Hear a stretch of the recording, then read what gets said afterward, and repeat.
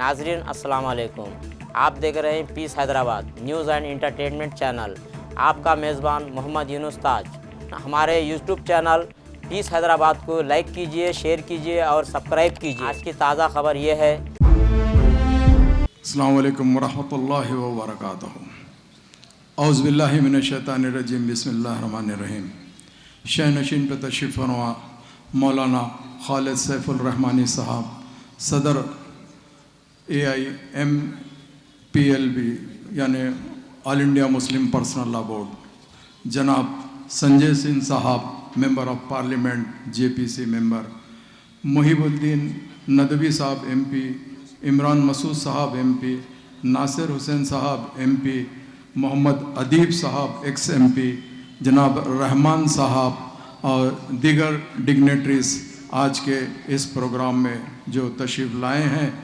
मैं सबसे पहले आपको ये कहना चाहता हूँ, मेरी पार्टी के सदर नखीब मिल्लत बैरिस्टर असदुद्दीन ओवैसी साहब, एक अर्जेंट मीटिंग थी तो वो बॉम्बे तशरीफ़ ले गए, वरना वो ख़ुद आते थे जो कि शहर हैदराबाद में उन्होंने आपके सामने बोलना चाहते थे।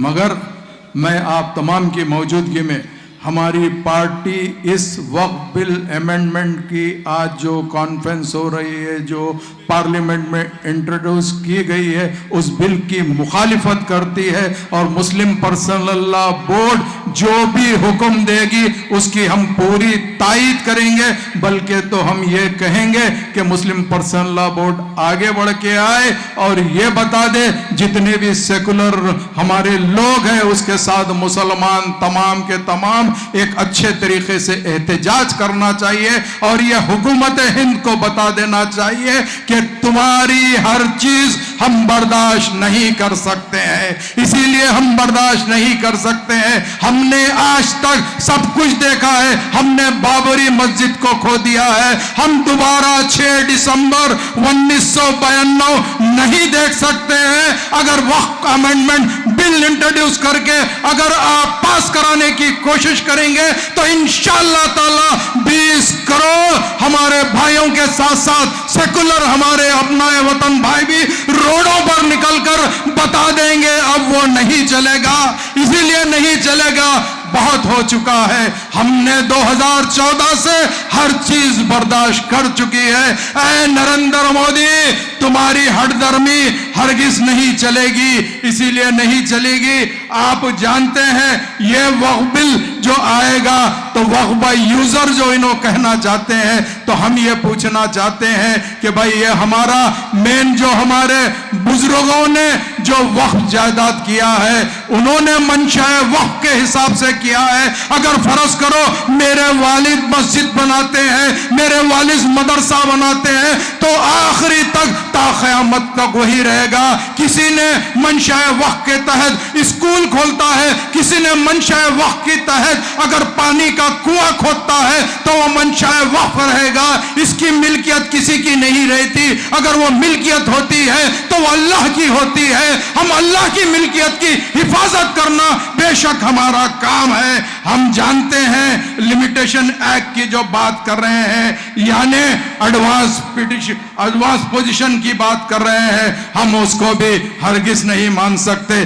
सेक्शन 122 123 के अंदर क्या बोलते हैं, एंडोमेंट के अंदर कोई भी मुस्लिम मेंबर नहीं बन सकता। तो मैं पूछना चाहता हूं कि नॉन मुस्लिम कैसे वक्फ बोर्ड का मेंबर बन सकता है, यह भी मैं इनसे पूछना चाहता हूं। इसके अलावा वक्फ बोर्ड एक्ट के अंदर एक बात है कि यहां पर इलेक्शन होता है, चाहे वो मुतवल्ली का इलेक्शन हो, बार काउंसिल का इलेक्शन हो, MLA MLC का इलेक्शन हो, या अगर फर्ज करिए इसी तरीके से मेंबर इलेक्ट किया जाता है। मैं ये पूछना चाहता हूं, अब जो वक्फ अमेंडमेंट बिल लाना चाहते हैं इसके अंदर कोई इलेक्शन नहीं होगा तो यानी पूरे चिंदी चोरों को लाके बिठाना चाहते क्या? अरे चिंदी चोरों को तुम बिठाना चाहते क्या? मैं ये पूछना चाहता हूं 1995 2013 का जो लॉ है वक्फ का, हम उसको मानते हैं, वो हमारे लिए बेहतरीन है। और आज कलेक्टर को अथॉरिटी देना चाह रहे हैं। अरे बाबा, ये तो वही बात हो गई, ससुरे की जायदाद दामादा बांटने की बात कर रहे हैं। ऐसा हरगिज नहीं चलेगा, इसीलिए नहीं चलेगा। वक्फ के लिए हम कुछ भी कर सकते हैं, हम हरगिज बर्दाश्त नहीं कर सकते। और एक बात यह है, वो बिल के अंदर अगर फर्ज करिए कोई वक्फ प्रॉपर्टी बेचता है तो उसके ऊपर केस अगर होगा तो वो बेलेबल ऑफेंस है। हम ये पूछना चाहते हैं, वक्फ की प्रॉपर्टी आखिर किसकी प्रॉपर्टी है? अल्लाह की प्रॉपर्टी है। अगर उन्हें बेचता तो कैसे बेचेगा?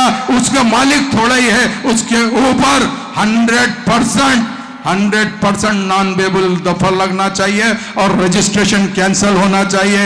और एक बात, आज अगर वक्फ बिल जो इंट्रोड्यूस करे हैं, अगर वो वक्फ बिल अगर इंट्रोड्यूस करे सो अगर पास हो जाएगी तो हमारे मस्जिदें नहीं रहेंगी, दरगाहें नहीं रहेंगी, कब्रस्तानें नहीं रहेंगी, आस्थाने छिल्ले और कुछ नहीं। खास तौर से हमारे शिया भाइयों के लिए जो आशुर खाने होते हैं, इमाम बाड़े होते हैं, नियाज खाने होते हैं, ये सब के लिए ये लोग हमेशा यही सोच रहे हैं। तो मैं ये कहना चाहता हूँ, वक्फ बिल के अंदर ट्रिब्यूनल की भी बात होती है। आज ट्रिब्यूनल के अंदर 3 मेंबर होते थे, एक डिस्ट्रिक्ट जज होता था, एक आरडीओ लेवल का और दूसरा एक मुस्लिम एडवोकेट होता था जो इस्लामी तरीके को जानता था। मगर आज वक्फ बिल आ जाएगा तो सिर्फ 2 मेंबर रहेंगे, वो भी अपनी मर्जी के रहेंगे, चाहे वो रिटायर्ड जज हो और उसके अलावा जॉइंट सेक्रेटरी भी हो। तो मैं आपसे ये कहना चाहता हूँ, अगर ये वक्फ बिल आ जाएगा तो मैं समझता हूं कि हिंदुस्तान के मुसलमानों के लिए एक एनआरसी के तौर पे आ रहा है, एनआरसी के तौर पे आ रहा है। तो हम ऐसी वक्फ बिल की मुखालिफत करते हैं और मुझे उम्मीद है कि ऐसे कॉन्फ्रेंसेस जरूर होंगे। कल बॉम्बे के अंदर हमारी पार्टी के साबिका member of parliament Imtiaz Jaleel ने एक सरकार दो आलम सल्लल्लाहु अलैहि वसल्लम पे गुस्ताखी की, तो हमने एक मोर्चा निकाला और ये बता दिया कि महाराष्ट्र के लाखों मुसलमान रोडों पे आ सकते हैं। अगर मुस्लिम पर्सन अल्लाह अगर हुक्म देता है तो तमाम हिंदुस्तान के मुसलमान रोड पे आके बता देंगे कि अब मोदी तुम्हारा दौर खत्म हो चुका है, आने वाला टाइम सेकुलरिज्म का दौर है। बहुत बहुत शुक्रिया।